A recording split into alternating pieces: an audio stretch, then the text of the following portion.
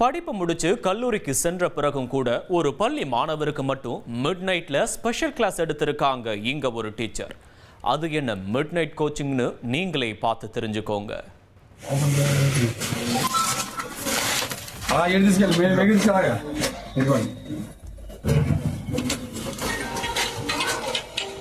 வீட்டிற்குள் ரகசியமாக நுழைந்த மர்ம நபரை சிறைப்பிடித்த லக்ஷ்மன் உடனடியாக அருகில் இருந்த காவல்துறையினருக்கும் தகவல் தெரிவித்திருக்கிறார்.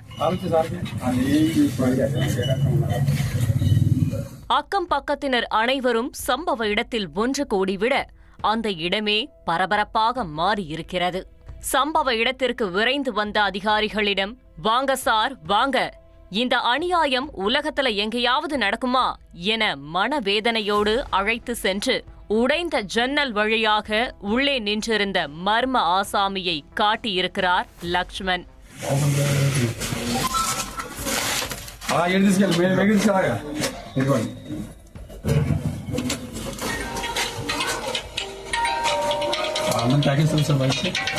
ஃபேஸ் மாஸ்க் அணிந்து கொண்டு சுவற்றின் ஓரம் கேஷுவலாக நின்றிருந்தவரின் முகத்தை அங்கிருந்த கண்ணாடி பீரோ காட்டி கொடுத்தது.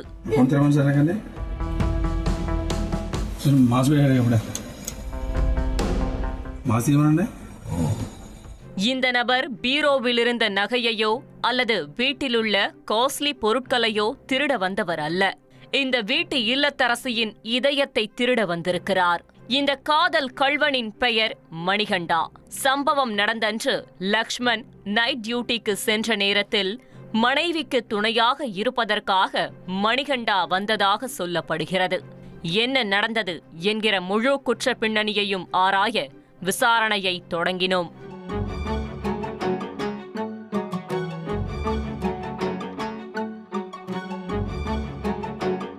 ஆந்திர மாநிலம் காக்கிநாடா பகுதியைச் சேர்ந்தவர் லக்ஷ்மன்.